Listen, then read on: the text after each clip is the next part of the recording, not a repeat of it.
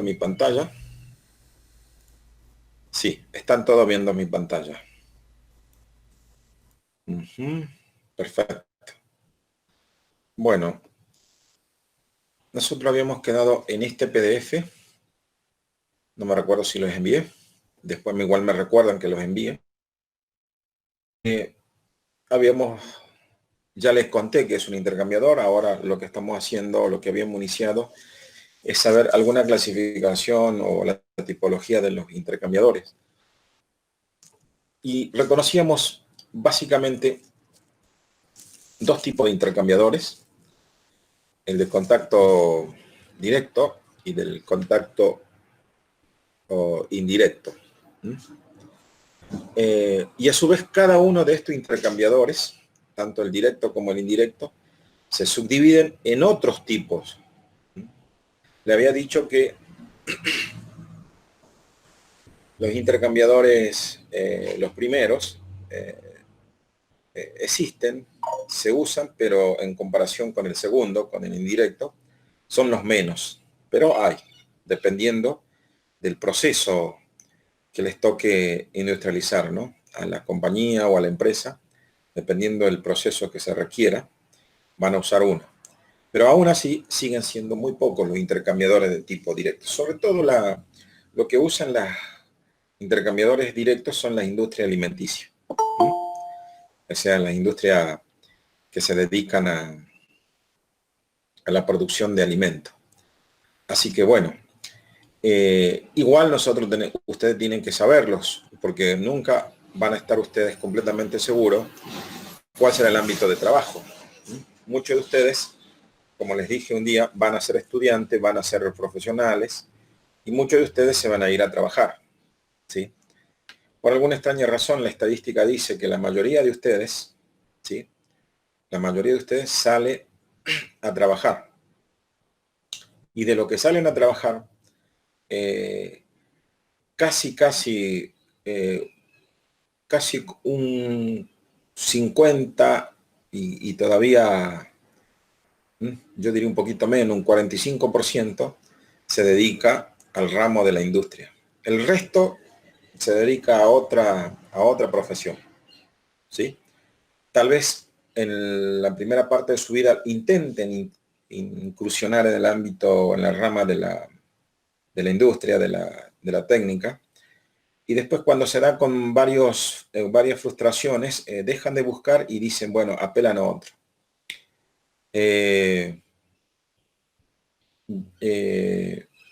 Y bueno, terminan, no sé, dedicándose a otra cosa, al negocio, no sé, otros se hacen fuerza de seguridad en sus distintas ramas, otros cambian de ramo y se vuelven, no sé, profesores, se vuelven, ¿qué más? Se vuelven, en fin, tienen otros políticos, ¿no? Nosotros ahí en la escuela hay varios egresados que hace 2 o 3 años se contactaban conmigo para decir que eran alumnos de allí.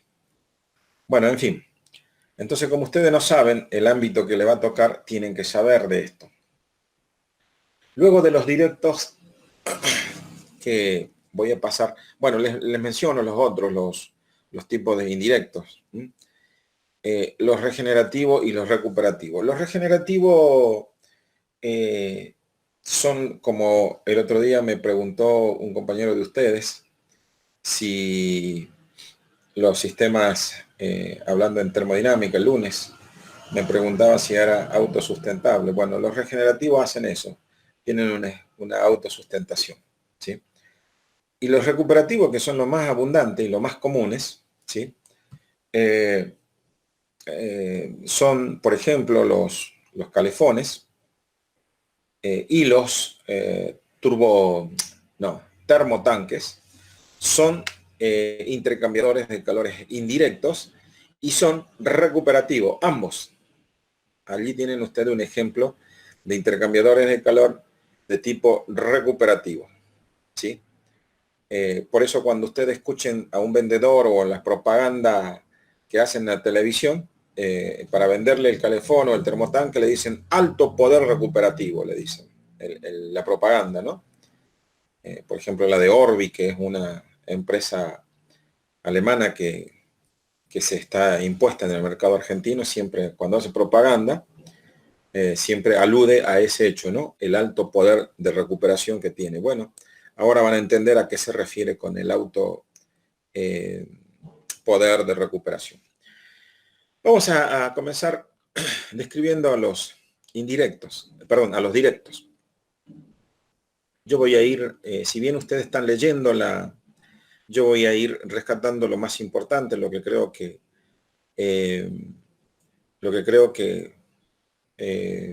requiero que ustedes lo sepan como una forma de resaltarlo.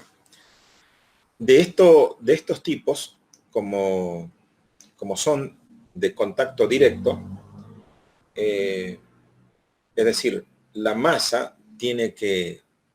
A ver, recuerden ustedes que cuando la clase pasada habíamos dicho que los intercambiadores de calores tienen por principios de funcionamiento el fenómeno de transmisión del calor a través de dos formatos, que era el contacto y la convección. La convección y entonces el contacto directo. O simplemente el contacto. Ahora, nosotros si vamos para intercambiar calor, vamos a hacer que jueguen dos masas, ¿sí? O en algunos casos, en el caso de los intercambiadores de calor directos, la masa tendrá que tener propiedades físicas casi iguales, por no decir iguales. ¿A qué me refiero con propiedades físicas iguales? Los intercambiadores de calor directos requieren de que una característica fundamental es que los dos cuerpos o las dos masas sean mutuamente afín, que es lo mismo que decir que sean solubles una en la otra, ¿sí? ¿Por qué se requiere que las dos masas que se van a intercambiar calor sea afín o soluble? Porque, como recién les recordaba, que los intercambiadores trabajan por el principio de contacto, de transmisión de calor por conducción, que es lo mismo decir por contacto, porque la conducción requiere el contacto de los materiales. Entonces, al yo mezclar dos sustancias de forma directa, ¿sí? ¿Qué es lo que va a pasar? Al yo mezclar dos sustancias directas, lo que va a suceder es que yo tenga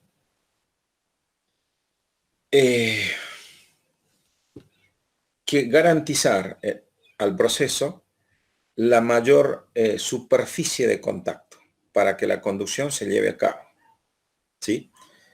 Entonces, ¿quién garantiza esa mayor cantidad de superficie en contacto? Me lo garantiza el fenómeno físico de la solubilidad. ¿Qué es la solubilidad? Como el nombre lo dice, creo que algunos de ustedes ya saben, cuando dos masas o sustancias se dicen que son solubles, es decir, que una se pueda mezclar con la otra. El ejemplo típico es cuando ustedes mezclan alcohol con agua. Cuando ustedes mezclan el alcohol con agua, se obtiene una mezcla, o mejor dicho, una solución. Acá yo tengo que apelar a que ustedes se recuerden cuál es la diferencia entre mezcla y solución, ¿verdad? Entonces, cuando la sustancia tiene la propiedad de ser soluble, se garantiza la mayor superficie de contacto, ¿sí? Entre las dos sustancias. Entonces se requiere como condición que las dos masas o las dos sustancias sean altamente solubles. Ahora, ¿Cuáles serían las sustancias o las masas que tienen ese grado de solubilidad? En los tres estados de agregación de la materia, sólido, líquido y gas, lo que lo, de los fluidos que más contacto hacen, o mejor dicho, garantizan un mayor contacto, son los líquidos, ¿sí? Y el que menos garantiza el contacto es el estado gaseoso. Entonces, eh, eh, para el contacto directo, el mejor, el, para el contacto directo, la relación gas y gas es una relación que no se, que no se, que no se usa justamente por la razón que le acabo de decir, porque de los tres formas de fluido, el gas es el que menos superficie de contacto garantiza en el proceso. Por lo cual, una situación de dos sustancias gaseosas es muy difícil usarla en intercambiadores de calor de contacto directo. Pero hay situaciones que sí lo hacen. Pero no lo hacen por contacto directo, si no lo hacen, pasan a otro tipo de intercambiador, perdón, a otro principio que es el de convección, ¿sí? Ya voy a hablar qué es la convección. Bueno, entonces, requisito para los intercambiadores de contacto directo es que las dos masas o la sustancia sean solubles y preferentemente líquidos, ¿sí? Son preguntas de evaluación que uno hace, ¿no? Por eso le estoy haciendo hincapié en eso. Porque cuál es el principio de funcionamiento de los contactos de los intercambiadores de contacto directo y después preguntarle cuáles son las condiciones del funcionamiento del proceso, es lo que le acabo de decir. Solubilidad en un principio y estado líquido con preferencia. Eso es lo que acabo de decir. Y bueno, inclusive acá en la última parte, fíjense que lo dice, que los sistemas gas-gas no son, bueno, acá dice directamente no son utilizables. En realidad, como le acabo de decir, pero ya no trabajan por el principio del contacto directo, sino por otro principio como es la convección. Bueno, veamos algunos tipos, algunos que existen en la realidad. Bueno, acá tenemos, si le prestan atención a los dibujitos, si bien es un dibujito, quiero decir, eh, eh, cuando hablamos de intercambiadores, a ver,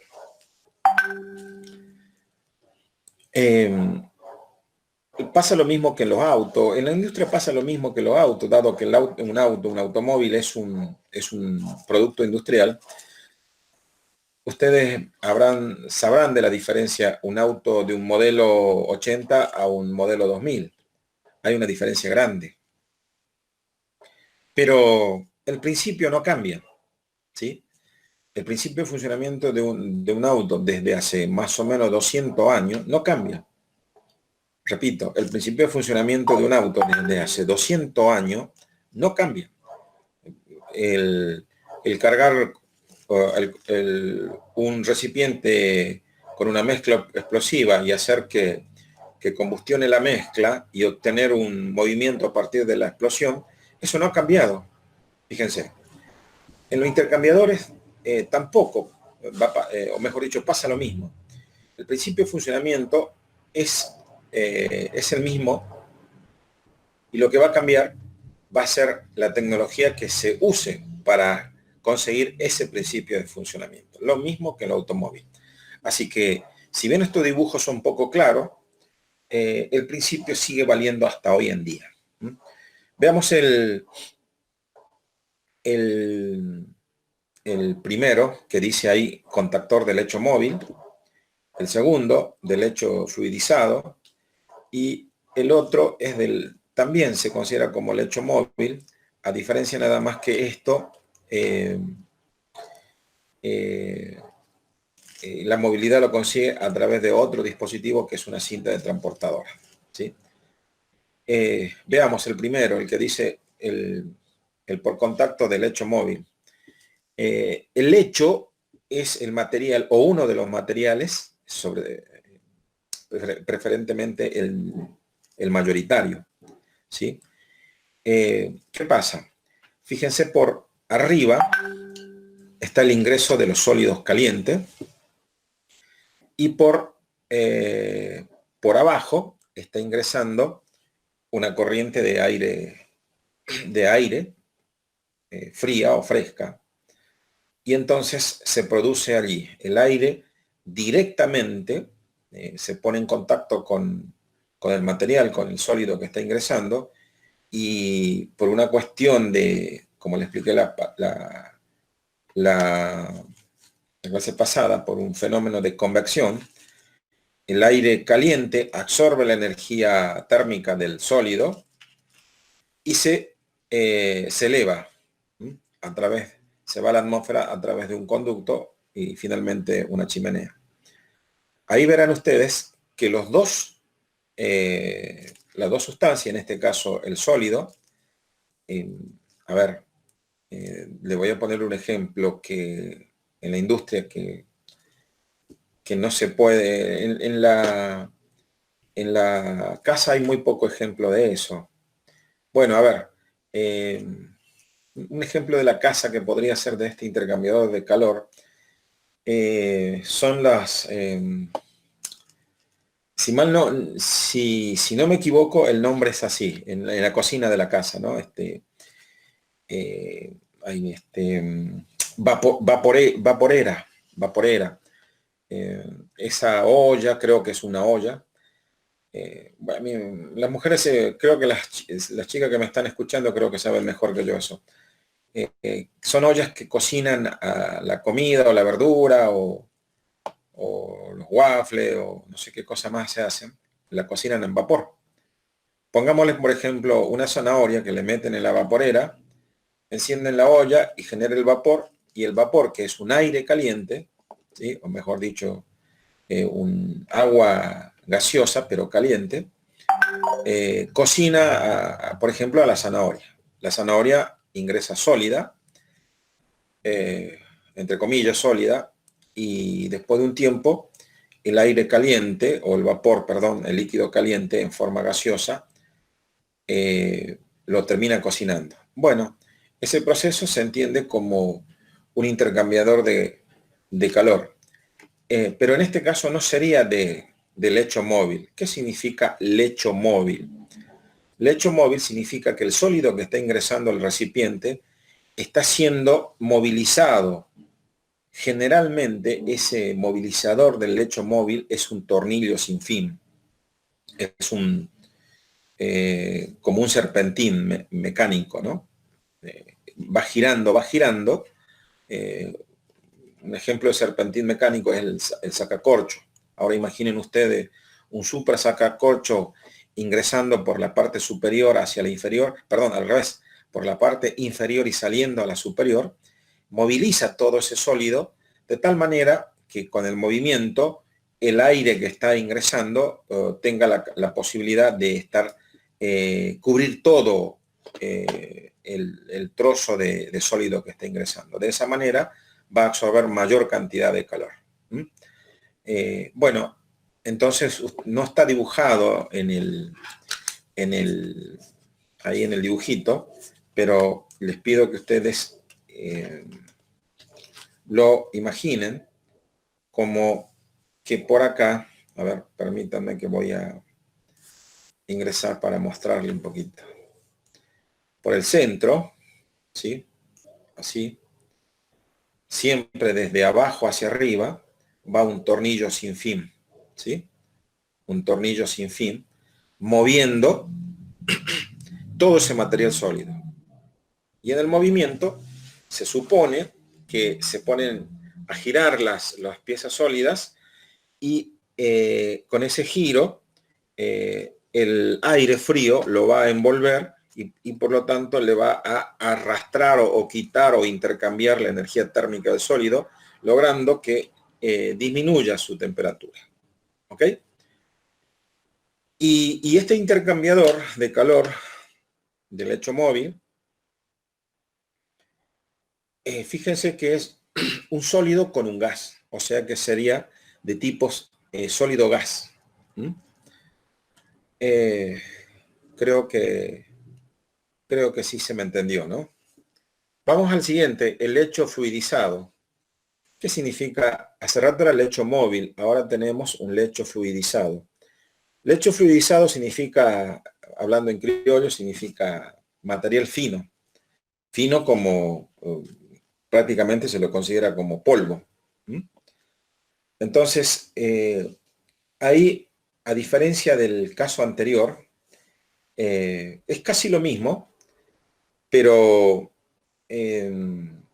la única diferencia que, o mejor dicho, la que se diferencia del anterior, es que el ingreso del aire frío se hace a través de la inmersión. Es decir, como que debajo, no sé si ustedes logran ver, hay una especie de hornalla, pero sopladores, microsopladores de gas, ¿sí? En este caso de aire, ¿sí? Yo digo aire porque generalmente se usa aire, pero resulta que hay procesos que el aire se transforma en un oxidante y no se usa aire, se usa un gas inerte, como por ejemplo el nitrógeno. ¿Sí? El nitrógeno es un gas inerte, es decir, que no reacciona con el lecho, pero son procesos muy escasos. Nadie se va a poner a comprar nitrógeno porque el nitrógeno envasado tiene un costo para poner, a menos que el producto que se obtenga pague, ¿no? O valga la pena. Generalmente uno apela o economiza el proceso apelando a un reactivo gratuito como es el aire. Por eso yo hablo de aire y no de gas. Entonces, el gas entra por debajo, pero no entra a través de una corriente, sino entra a través de boquillas que van a insuflar gas alrededor de, de todo el sólido. Y ahí se forma una nube,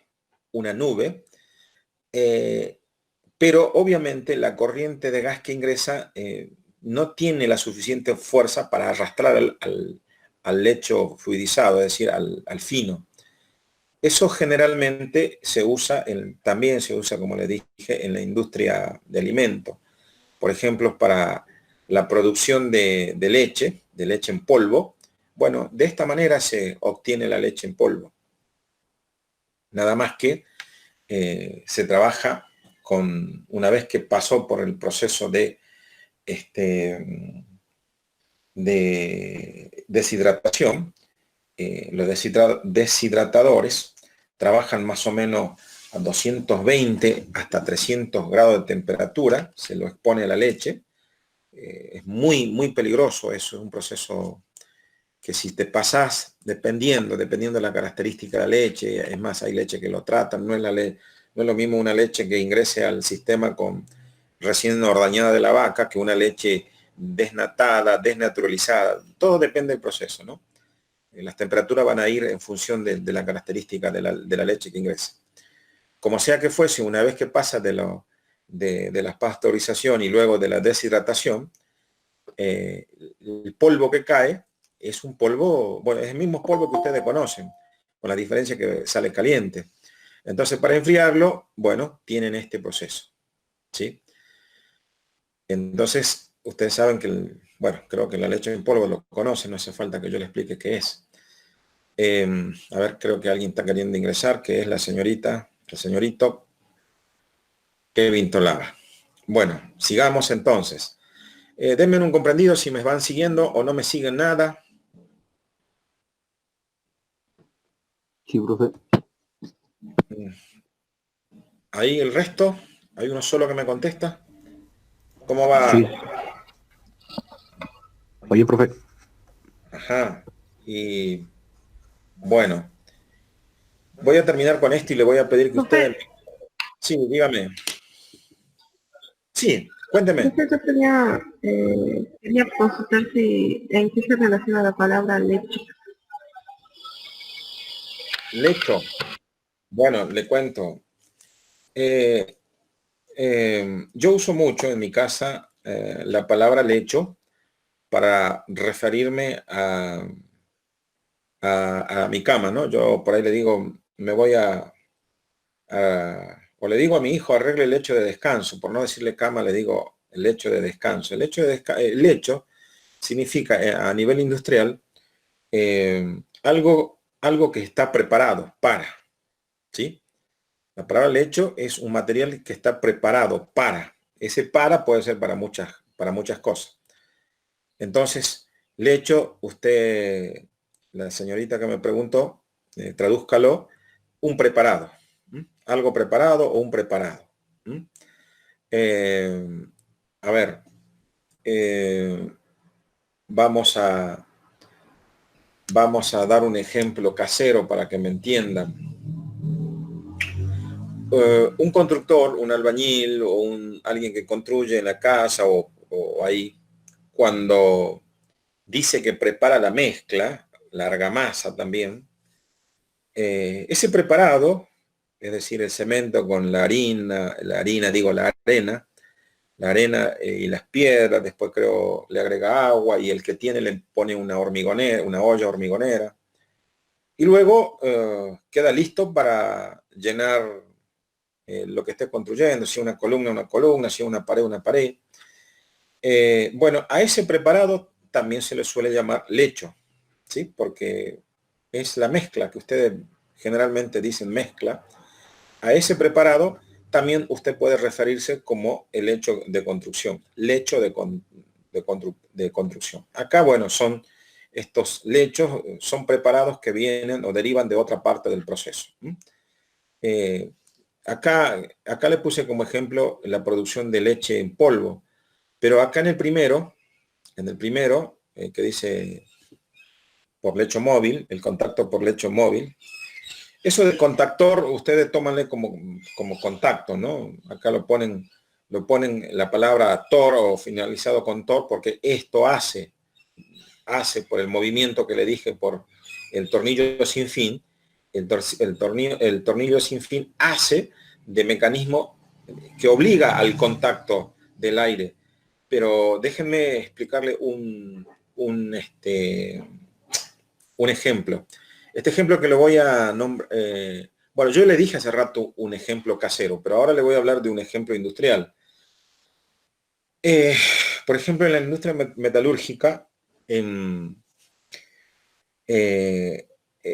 nosotros acá en Jujuy tenemos o teníamos los alto hornos que producían arrabio. Para la producción de arrabio se usa un agregado, un reciclado, es un agregado que se recicla, que se llama sinter. El sinter es una mezcla de mineral, el fino de mineral de hierro, con fino de carbón, ¿sí? Y con algunos fino de fundente. Y lo incluyen también el mismo fino del propio sinter.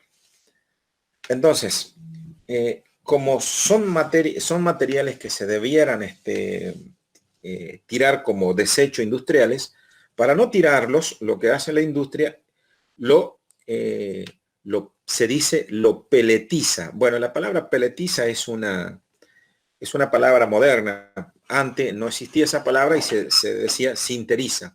Hoy en día yo veo mucho que hablan de pellets que, como le digo, son partículas más o menos de 3 milímetros hasta más o menos 15, 20 milímetros.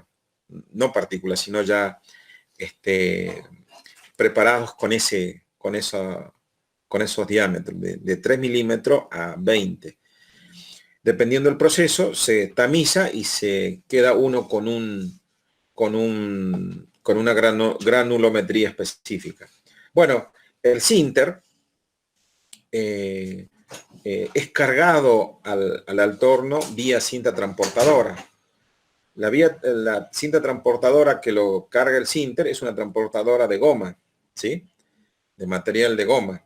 Y usted no puede poner un sinter caliente porque la producción de sinter para transformarlo en lo fino, eso que les dije, tanto de carbón como mineral y de fundente y del mismo sinter, para transformarla en pellet, es decir, se transformen en bolitas de 3 milímetros a 20, lo tiene que lograr con calor, o sea, lo tiene que fundir a los finos, se funde, se quema el carbón, se funde el mineral y se junta con el fino del propio sinter más lo fundente.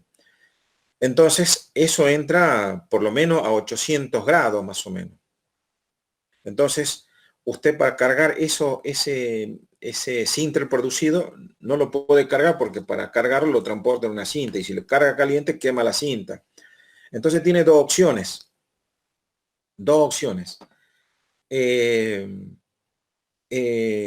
Produce el sinter y lo tira al stockpile, que se llama stockpile, es una montaña de sinter para que se enfríe solo, ¿sí? Y la única desventaja va a ser el costo del estoqueo, ¿sí? Porque todo que se almacena o se estoquea tiene un costo. Entonces, usted tiene, como futura ingeniera, tiene que decidir cuánto me cuesta a mí estoquear un agregado al alto horno, cuánto tarda en enfriarse, o prefiero yo poner un intercambiador de lecho móvil para enfriarlo rápidamente y no tener que pagar por el estoqueo del material. Bueno, esa ecuación lo maneja cada compañía, cada empresa maneja esa ecuación si tiene la capacidad para pagar el costo de estoqueo o tiene la capacidad para pagar el costo de mantenimiento e instalación de un enfriador o de bueno, eso sería un enfriador. Ustedes en la industria a este mecanismo no lo van a llamar ustedes intercambiador. No le van a decir, mire, señorita, vaya a mantener al intercambiador de calor. No. En la industria, el principio por la que funciona ese dispositivo es un intercambiador. Igual que ustedes al calefón no le llaman intercambiador, le dicen calefón, punto. Pero si uno quiere ser un poco académico, sabe que el calentador, o por lo menos ahora ustedes se van, sabiendo que el intercambiador, académicamente, el calentador, digo, el calefón o el termotanque, son intercambiadores. Pero yo creo que hasta que me conocieron a mí, creo que a nadie le escucharon llamar a los calefones y a los termotanques como intercambiadores de calor. Lo mismo en la industria. Ustedes, es más, en la industria le van a llamar a este dispositivo que le enfría el sinter, ni siquiera le van a llamar este enfriador, le van a llamar por la marca de la empresa que construyó el aparato. Pónganle que sea la marca, no sé, por decir una marca conocida, Telefunken, por ejemplo. Y ustedes le van a decir, che, se paró el Telefunken, anda a ver qué pasa, ¿ves? Pero nadie le va a decir, anda para el enfriador o anda para, fíjate qué pasa con el intercambiador de calor del lecho móvil. Nadie le va a decir así. Ustedes como profesionales tienen que saber que ese intercambiador tiene un principio de funcionamiento y que es, en este caso, clasificado como intercambiador de calor de lecho móvil y de contacto directo. ¿Ves? Todas esas clasificaciones lo saben porque usted estudió. Pero un muchacho que está en la industria, que ingresó por una cuestión de la vida, no, lo llama por la marca del producto de la empresa que lo construyó y chao. Bueno, esa es la respuesta para quien me preguntó qué significa lecho, ¿no? Un preparado de o un preparado para. Voy al último. Bueno, ese yo creo que ustedes sí lo conocen, hay muchos. Esto también pueden ser de los dos tipos anteriores, de lecho móvil o fluidizado. Es decir, la cinta puede transportar finos o puede transportar intermedios. En las granulometrías, en la industria se tratan así, finos y gruesos. Los finos, bueno, ya me estaría metiendo en otro ámbito, pero en la industria se habla de granulometría. Por eso cuando hablamos de fluido, lecho fluidizado, estamos no sé si le servirá que le diga esto, pero yo igual se lo digo, para que por lo menos ustedes hayan escuchado de su profesor que usó la palabra malla. A partir de las, más o menos de las 80 mallas, explicarle que es una malla es un poco medio... Es sencillo como difícil. Lo voy a hacer sencillo para que más o menos tengan una idea grosera. Ustedes agarren bueno, ustedes saben lo que es una pulgada. Háganle... bueno, lo voy a explicar groseramente, le dije. Pínchenle con una aguja y háganle 80 agujeritos a una superficie de 1 pulgada. 80 agujeritos con una aguja. Imaginen ustedes una hoja de papel de 1 pulgada por 1 pulgada. Bueno, a esa hoja de papel pínchenle 80 veces con una aguja en distintos lugares, obviamente. Bueno, esa sería una malla de 80, o se conoce como 80 mallas, una superficie de 80 mallas. Ahora, un lecho fluidizado, ¿sí?, anda de las 150 a las 200 mallas. ¿Qué significa 150 a 200 mallas? Que en 1 pulgada hay 150 agujeritos o 250 o 200 agujeritos. Bueno, un lecho fluidizado ya a partir de las 80 mallas, ¿sí? A ver, digo bien, en el caso del, no, en el caso de la industria de alimentos, como por ejemplo la leche, ya la malla anda, son más chicas, de 50 mallas, pónganle ustedes. ¿Por qué se usan granulometrías grandes? Porque las proteínas, como son alimentos, cuando usted cada vez lo hace más pequeña, se o sea, pierden la naturalidad, se desnaturalizan, se dice. Es decir, que pierden las propiedades nutritivas. Entonces, para evitar eso, no se lo muele tanto. Por eso también ustedes sabrán que los médicos, los que, capaz que ustedes tengan algún familiar médico, o si no también la otra gente que, ¿cómo se llama? La que nos dice cómo comer, la gente que, lo que nos dicen, nos dan dietas, dietólogos, no son dietólogos, dietistas. Esa, la nutricionista. La nutricionista también nos dicen a nosotros que, por lo menos me lo decía a mí, cuando andaba embromado del aparato digestivo, no coman muchas, ¿cómo era? Harinas procesadas. Vieron que las harinas se clasifican en harina de un 0, 2 0, 3 0. Bueno, creo que ustedes saben eso, ¿no? Y cuanto más cero tenga la harina, significa más fina va a ser la harina. Y por lo tanto, va a ser más procesada. Y eso significa que las proteínas, o mejor dicho,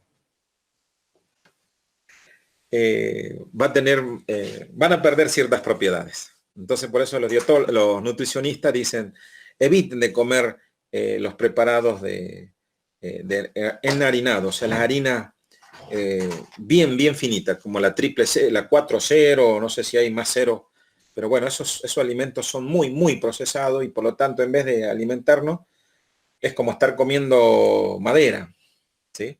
Es decir, son ricos pero no alimentan.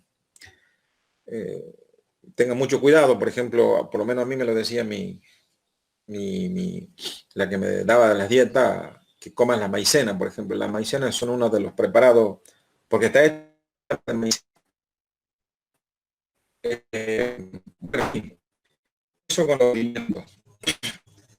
Entonces los alimentos andan por 50 máximo andarán por la 100 mallas, pero en la industria ya mecánica o mecánica, andan por 150 a 300 mallas. La empresa minera, por ejemplo, para separar el útil de la ganga es el de la basura. Entonces, para separar el útil de la ganga, hablamos ya más o menos de 150 a 250 mallas. O sea que el mineral de roca que se obtiene ahí en las montañas se lo pulveriza. Todo va a depender de la característica del mineral, ¿no? O sea, de la ley del mineral, es decir, en qué cantidad, en un gramo, kilogramo o en una tonelada se encuentra el mineral. Esa cantidad que se encuentra se llama ley, y en función de la ley se va a producir la molienda. Y la vivienda, como le dije, anda en 150 y 250 mallas, que no se compara con la malla que hay en la industria de alimentos, que son más gruesas, porque nosotros en la industria minera no nos interesa desarmar o no desarmar las proteínas, porque no trabajamos con proteínas. Nosotros trabajamos con granulometrías muy finas, porque vamos a tratar de usar un proceso de enriquecimiento físico-químico que se llama separación por espuma, o más bien por el agregado de más o menos de 15 a 30 reactivos químicos. Bueno, no sé si les sirvió que le hable de malla, pero les cuento para que tengan idea. Finalmente, el último, le dije que el último se puede considerar como un comodín de los dos anteriores, porque la cinta transportadora puede transportar cualquier tipo de granulometría, siempre menor a 60 grados, ¿no? La cinta de goma más o menos aguanta una temperatura de 60 grados, a partir de la cual ya empieza a obtener propiedades, empieza a estirar. Esta cinta, si bien resiste en temperatura, no resiste más allá de los 60 grados, ¿no? El que te vende la cinta de transporte te dice, podés poner un producto pero que sea menor de 60 grados. Más de 60 grados no te garantizo si la cinta va a seguir funcionando. Bueno, fíjense que pasa lo mismo que en el caso anterior. Hay un ingreso de sólido y por medio de la cinta, fíjense, está ingresando el aire frío. Bueno, ahí no lo dice, pero el ingreso del aire frío, o donde se va a producir el intercambio de calor, es en un, dijéramos así, en una casilla cerrada. Acá no figura que esté cerrada porque, bueno, no los presenta, pero ese intercambiador de calor por cinta transportadora es como que ingresa en una casilla. La casilla puede ser corta o larga, dependiendo de la producción. A veces lo enfrían, en este caso fíjense que lo están enfriando con aire, pero otras veces también lo enfrían con agua a temperatura ambiente, ¿sí? En este caso están haciendo de sólido gas, pero también puede ser sólido líquido, ¿no? Bueno, fíjense que son intercambiadores. Este proceso de intercambio es un fenómeno físico, no es un fenómeno químico. Ya le dije que para evitar la transformación química se maneja mucho la granulometría, ¿no? Y la granulometría y también el tipo de gas. Dependiendo del producto que se va a entrar al proceso, se usará o gas, un gas en particular. Generalmente en la industria se usa el nitrógeno, por lo que le dije. El nitrógeno es un gas inerte, es decir, que no reacciona fácilmente, pero cuando reacciona fuerte, ¿no? Como vieron hoy en la noticia que pasó allá en el país del África, ¿no? Bueno, a ver, como yo ya hablé y quiero saber si sirve lo que yo hablo, le voy a pedir a uno de ustedes que me cuente, le voy a pedir como una práctica de lo que va a pasar en las evaluaciones de los chicos que van a rendir. Le voy a pedir al señor Cruz Alexis que, por ejemplo, me explique qué entendió del primer intercambiador, ¿sí? Del intercambiador que dice del hecho móvil. ¿Será posible, Alexis Cruz, que me cuente qué se entendió?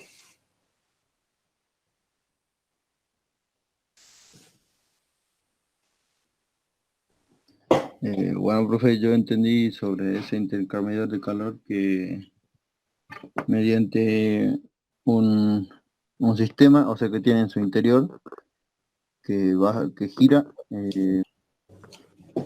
baja la materia y mediante el movimiento y el gas frío que ingresa, digo, el gas, claro, el gas frío que ingresa, eh, enfría toda la materia mediante el movimiento que dijo usted no me acuerdo cómo se llama, del sistema.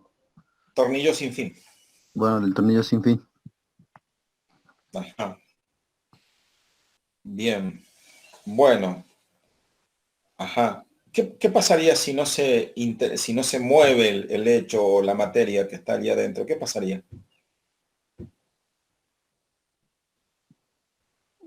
Yo creo que igual baja por la gravedad. Ajá. Baja por la gravedad. Bien, o sea, no bajaría la materia. ¿Y qué más? ¿Qué otra cosa pasaría?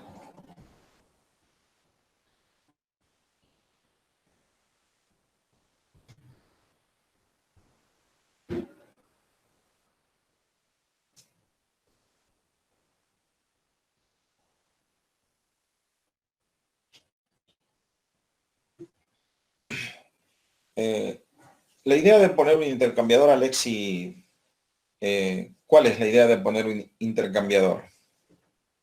Por lo menos el que estamos viendo desde el hecho móvil. ¿Cuál es la idea?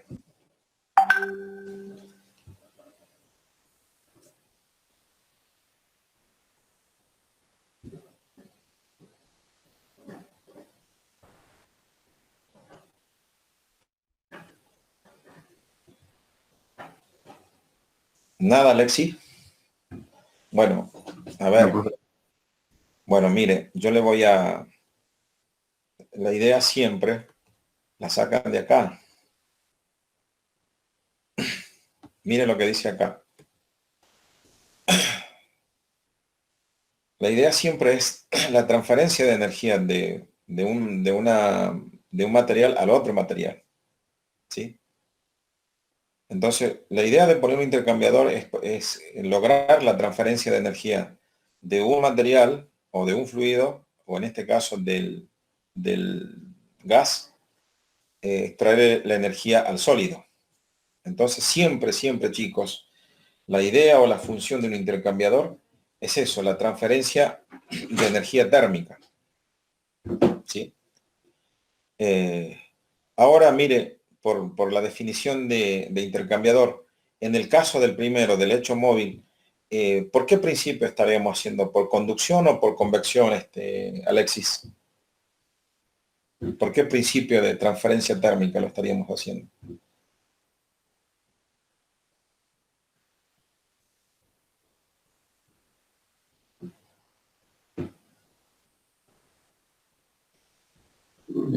Por convección, profe. Sí, señor, por convección. ¿Sí? ¿Sí? Acá entra en contacto directo. ¿Sí? En teoría, el aire o el gas que ingresa eh, envuelve o trata de envolver la mayor parte del cuerpo de un sólido y al envolverlo, bueno, entra en contacto y absorbe el calor y en eso de la absorción se produce la convección. ¿Sí? O sea que va arrastrando por diferencial térmico, va ascendiendo. A medida que asciende el gas por el cuerpo del intercambiador, la ascensión es por convección y la absorción es por conducción. O sea que acá se combinan los dos fenómenos, la conducción y la convección. Pero básicamente lo hace por convección, porque si no convectara el aire, no se produciría la migración del aire desde abajo hacia arriba y por lo tanto llegaríamos a un momento de saturación. No sé si me está entendiendo cuando digo no se produciría la convección y por lo tanto se llegaría a una saturación. Esto, para que usted me entienda a qué me refiero con saturación, eh, a ver, en este caso la saturación que estoy hablando física, ¿no? No me refiero a la saturación química, que es otra cuestión. A ver, ¿cómo me hago entender con la saturación? Un ejemplo que ustedes... saturación, para que nos quedemos de acuerdo, significa que ya no se produce más el efecto. Es decir, que si usted sigue haciendo lo que está haciendo, ya no produce ningún efecto. Vieron que cuando uno se enoja dice, ya me tenés harto o harta, dependiendo de quién es. Me tenés harto porque... Y entonces explota. Bueno, es porque dice que ha llegado a su punto máximo de saturación. Pero algo es así.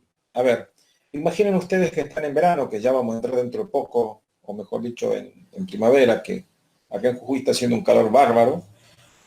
En un día caluroso, ustedes ponen el ventilador adentro de la pieza, ¿sí?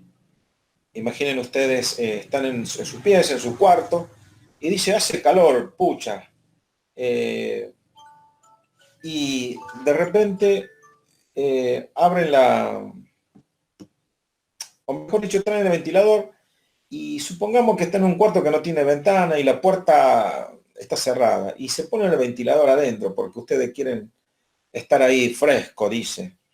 Y encienden el ventilador, y el primer momento el ventilador le va a aportar aire fresco al rostro, al cuerpo. Entonces ustedes van a estar bien, pero al cabo de un tiempo, media hora tal vez, ustedes van a ver que por más aire que tire el ventilador, yo sigo teniendo calor, porque el ventilador tirará aire caliente. Entonces se dice que el ventilador ya saturó la temperatura. Es decir, que la temperatura en todo el cuarto, el dormitorio, la pieza donde estén ustedes, en todos los lados, el ventilador como que movió al aire y lo homogeneizó. O sea que todo el aire o todos los puntos de la habitación tienen la misma temperatura. Bueno, eso es una saturación, en este caso una saturación física. Eso es lo que va a pasar, y que yo le preguntaba hace rato, ¿qué pasa si el, no convectara el fluido, no se ascendiera? Le decía que se produce una saturación. Y como en el ejemplo que le dije, llega un momento que usted ya no siente que el ventilador está cumpliendo su función, cuál es darme aire fresco. Usted va a caer en cuenta que el ventilador me está tirando aire caliente y en vez de enfriarme, me está haciendo sufrir el calor. Entonces usted va a llegar un momento que se le va a querer agarrar al ventilador y le va a decir, ¿qué le anda pasando? Cuando el pobre ventilador no tiene la culpa de que usted no sepa un poco de termodinámica. ¿Sí? Lo que tendrá que hacer usted es cambiar de lugar al ventilador y hacer que el ventilador tome aire fresco y empuje o impulse aire fresco desde afuera hacia adentro y no desde adentro a adentro. Bueno, en fin, Alexis. Gracias, Alexis. Quiero ir a otro chico, a ver, creo que Guerrero. Mendoza. Hola, creo que es Benjamín. Benjamín, sí. Hola, Benjamín Mendoza, ¿cómo le va? Buen día, profe. ¿Me escucha? Sí, sí lo escucho bien, Benjamín. Benjamín, hagamos un feedback. Dígame usted, ¿qué se me entendió por el intercambiador del hecho fluido? Del segundo. Sí, profe. Bueno, yo acá en mi casa no tengo buen internet. Lo que logré entender fue el primero, el principio que habló de que, bueno, de que las masas tienen que tener mismas propiedades físicas y, y bueno, lo del fluido lechizado no entendí muy bien. Se me entrecortaba la... Eh, a ver. Bueno, a ver, Benjamín, me gustaría en lo sucesivo, cuando pase lo que usted me contó, me detenga, me diga, mire, no lo entendí porque mi internet se está entrecortando, a ver, pero me haga entender que yo no estoy llegándole a ustedes. Porque si no sabe qué va a pasar, Benjamín, yo me lo voy a creer. Me voy a creer que mis alumnos me entienden. Es decir, que me voy a engañar, o mejor dicho, ustedes me van a engañar a mí, porque yo me voy a ir contento diciendo que mis alumnos me comprendieron. Pero resulta que entre medio hubo algunos problemillas que no le permitieron Entonces yo un día voy y doy por ya explicada esta clase y ustedes se van a quejar diciendo, no, pero usted habrá explicado, pero yo no entendí nada. Y entonces se produce el problema. Entonces a mí me gustaría que usted y el resto, cuando suceda esto, me detengan, me digan, profe, mire, no lo estoy entendiendo nada, o bien me digan, mire, tengo problema de señal, puede repetir esa parte que me quedé, y yo con mucho gusto le repito, Benjamín, pero que no vuelva a pasar eso de que por un problemillo usted se quede sin entender. La idea y mi propósito y mi esfuerzo es que ustedes me permitan llegar, porque si no, usted estaría perdiendo el tiempo y yo también. Entonces, lo aprovechemos de forma inteligente, Benjamín. ¿Qué le parece? ¿Será posible la próxima vez que nos hagamos entender que no estamos entendiendo? Sí, profe. Gracias, Benjamín, por favor. Bueno, con esto voy a dejar esta parte de la parte teórica y voy a mostrarle la parte de cálculo de los intercambiadores. Con la advertencia de que no voy a pedir cálculos de intercambiadores sencillos. Los intercambiadores, por ejemplo, por darle algo complicado, el intercambiador de contraflujo es un intercambiador que para sus cálculos se necesita mucha matemática. Nosotros vamos a llegar a lo sumo de 2 flujos paralelos, ¿sí? Y en el mejor de los casos nos quedamos con los regenerativos, no con los recuperativos. Los recuperativos ya... Bueno, para eso y para terminar le voy a presentar algunas formulitas.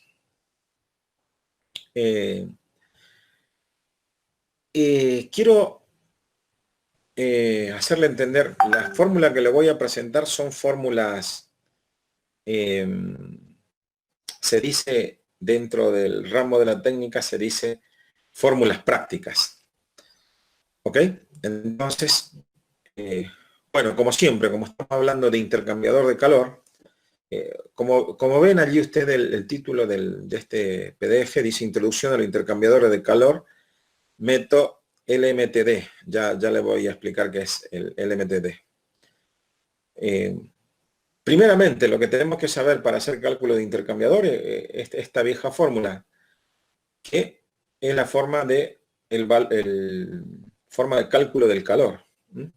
Que recuerden que esta fórmula sale de el calor específico, ¿no? Si ustedes despejan este CP y la fórmula que le queda es el calor específico. Esta fórmula también es conocida como ley fundamental de la calorimetría. Así que partimos de esa básica, que ustedes en termodinámica lo estamos y lo vamos a seguir viendo, ya lo dije hasta fin de año, esta fórmula nunca se la olviden. Bueno, partimos de esa. Entonces, para hacer el balance energético vamos a partir de esa fórmula. Y acá empieza a aparecer la primera fórmula práctica, ¿sí? Repito, las fórmulas prácticas son fórmulas que se la obtienes por observación, por trabajo. En este aspecto técnico yo prefiero trabajar con la fórmula práctica antes que la fórmula de deducción teórica, porque si no les complicaría la vida con las deducciones. Así que simplemente las presento en la fórmula práctica. Fíjense, esta fórmula, de la calorimetría, es una fórmula teórica, pero quiero que vean cómo se transforma a una fórmula práctica. Dice UAFT, diferencial térmico, LMTD. Entonces, de la fórmula teórica vamos a pasar a la práctica. Y acá nos explican qué es cada una de las variables que figuran en la fórmula. Coeficiente global de transferencia, repito, eso se va a sacar de tabla. A, para nuestro caso, será área de la superficie de intercambio. Bueno, ahí tenemos que saber calcular superficies, ¿sí? Dependiendo del intercambiador, bueno, tendremos que, como le dije, algunos son muy complicados. Inclusive la misma cálculo de área es muy complicado. Entonces, tenemos área de la superficie de contacto o de intercambio térmico, que es lo mismo, superficie de contacto. Y tenemos como variable F el factor de autocorrección. Si ustedes se fijan, acá F es factor de corrección y el primero, el U, es coeficiente global. Bueno, tanto coeficiente como factores son la misma cosa, son constantes. Y ambos se extraen de tabla. Eventualmente se la pueden calcular, tanto ambos factores. A pesar que acá dice coeficiente, repito, ambos son factores. Ambos son factores de corrección, ¿sí? A pesar de que acá dice coeficiente global de transferencia de calor o transferencia térmica, el coeficiente global es un factor. Entonces, y ambos son factores de corrección. Acá nada más que hacen alusión al factor de corrección térmica y acá hace un factor de cálculo nada más. Como acá no especifica qué tipo de factores, dice factor de corrección. Cuando no especifica nada, significa que es un factor de corrección de cálculos. De cálculo, es decir, para minimizar un error o un desplazamiento o un error. Ustedes lo que vayan a estudiar ingeniería, ya cuando estén por cuarto año se van a llenar de fórmulas prácticas. ¿Sí? Al fin y al cabo, el ingeniero lo único que trabaja es con fórmula práctica. La teoría lo dejan para los licenciados. Perfecto. Entonces, y después dice ahí delta de T, que significa variación de la temperatura, y ahí aclara qué significa LMTD. ¿Mm? Ahí tiene la explicación. LMTD significa la diferencia media logarítmica de temperatura. A mí, a ver, para explicarle qué es la diferencia media logarítmica o sea, se llama comúnmente o vulgarmente se conoce a eso como temperatura logarítmica, ¿no? A ver, ahora yo le voy a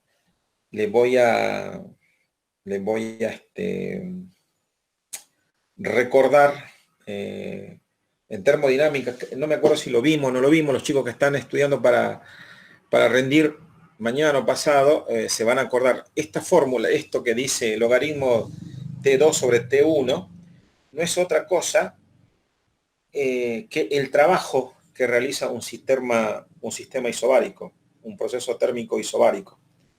Nada más que si yo multiplico esta parte, ¿sí? Miren, esperen que se me prenda la tableta. Bueno, ahora sí. Si yo multiplicase acá por M, voy a poner M y R, toda esta parte se llamaría trabajo isobárico. Por eso le dije que este logaritmo, ¿sí? Este logaritmo es el logaritmo de trabajo, en este caso de trabajo isobárico a través de la diferencia térmica. Igual a los chicos de la cursada de este año, igual le voy a explicar cuando veamos eso, que va a ser el viernes, que vamos a ver esa parte. Bueno, y ahí tienen ustedes también las temperaturas a que se refieren, ¿no? Son temperaturas medias, es decir, temperatura inicial y final. En este caso, como estamos tratando, del fluido será. En este caso, si es el intercambiador del hecho móvil, bueno, será del aire que entra, que sale, menos la temperatura del aire que entra, ¿sí? Bueno, y finalmente tenemos acá cómo se van a trabajar los factores.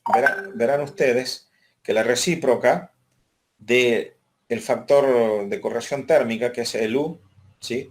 Va a ser igual a, o mejor dicho, directamente proporcional al área de intercambio de calor. Y esto, H y ahí ya saben lo que es. HCI y HCE son, dijéramos, son factores que se van a obtener a partir de los datos o de los cálculos que se requieran. Por el momento, tómenlo ustedes como factores que se extraen de los datos, que no va a dar el problema. Bueno, con esto ya estamos en condiciones de hacer algunos cálculos con la fórmula. A mí me gustaría, y ya termino con esto, que este dibujito que ustedes están viendo, a ver cómo quedamos. Lo vamos a ver también en Caldera. en Caldera, cuando veamos Caldera, pero me gustaría que, a ver, cómo... A ver, se lo digo de una buena vez. El dibujo que ustedes están viendo en pantalla es un dibujo que está tratando de explicar cómo se produce la transferencia térmica de la llama, ¿m? Que se pone en contacto con la pared del tubo. Acá se figura solamente pared. Y cómo hace el agua que está en contacto con el metal del conducto o del tubo para transportar el calor. Y esa explicación está acá en esta segunda figura, ¿sí? Acá, fíjense que hay 3 líneas de corriente líquidas y dentro de esa línea de corriente se está poniendo como ejemplo unas gotas, o mejor dicho, moléculas de agua. Esto que están en punto negro, están queriendo significar que son moléculas. Pero a mí lo que me interesa es que vean que cuando la pared tiene temperatura, como las moléculas, ¿sí?, de agua, a pesar de que todo es agua, nada más que por una cuestión didáctica, acá solamente dibujan unas cuantas moléculas, y fíjense qué es lo que pasa ante la superficie caliente. Como que el calor de la pared, del tubo, del conducto, las atrae a la molécula de agua.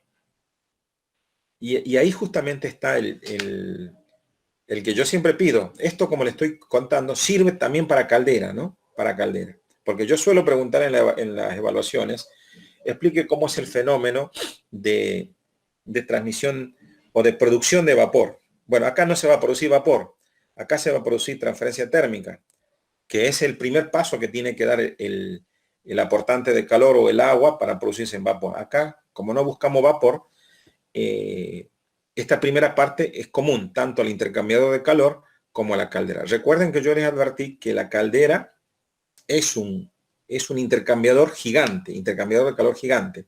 Nada más que la caldera no es un único intercambiador de calor, sino que son varios tipos de intercambiadores de calor. En cambio acá estamos hablando de un...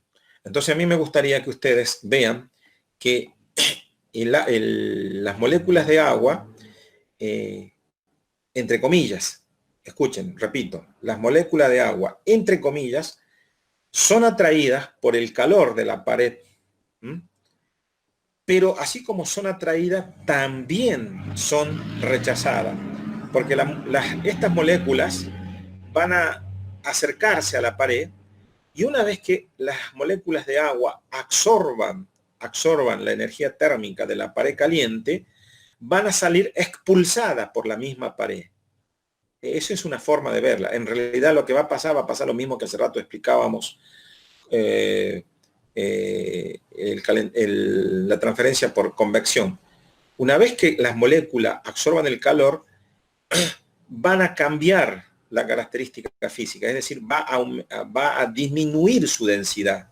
Es decir, que se van a hacer más livianas. Las moléculas calientes, más livianas, se van a esfumar por entre medio de las moléculas frías. Es decir, como que se van a escapar, ¿sí? Entonces se pone en movimiento.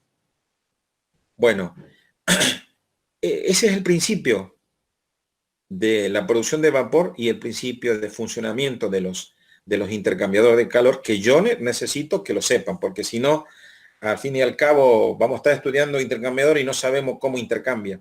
Esa es la descripción física, ¿sí? Pero para entender la descripción física, yo necesito que mis alumnos, y ese va a ser el trabajo que va a quedar para ustedes ahora, que estudien las características del agua. Eso le voy a dejar pendiente. Yo este año no lo voy a explicar el tema, pero que conste que le estoy pidiendo a ustedes que lo estudien, que lo busquen en internet. En internet está lleno, pongan características del agua o pongan análisis de agua, y yo lo que quiero saber, que comiencen estudiando cómo es una molécula de agua, ¿sí? Cuántos átomos la componen, cómo está formada la molécula de agua, cuál es su energía de enlace, o sea, bastante características para que ustedes entiendan, porque este problema yo tuve el año pasado con los chicos, sino que lo pregunten, porque no he logrado que los chicos me entiendan cómo se produce el vapor. Y yo les estoy explicando acá, desde un punto de vista físico, no químico, y le estoy dejando la parte química a ustedes, para que estudien qué es el agua, cuáles son las características del agua. Tiene muchas características el agua. Entonces, yo necesito primero que sepan qué es el agua. Repito, desde un punto de vista químico. Porque yo en la próxima clase voy a hablarle, voy a decir lo mismo, nada más que voy a agregar algunas cositas más, pero para que ustedes no estén perdidos, ¿sí? Yo le voy a hablar de energía de enlace, le voy a decir que, en fin, esperen la próxima clase, le voy a hablar, pero más vale que ustedes repasen. Si no repasan, obviamente que van a estar perdidos. Y quedará en su responsabilidad de leer un poco, porque si no, repito, van a estar perdidos. Alumnos y alumnas, hasta acá lo de laboratorio.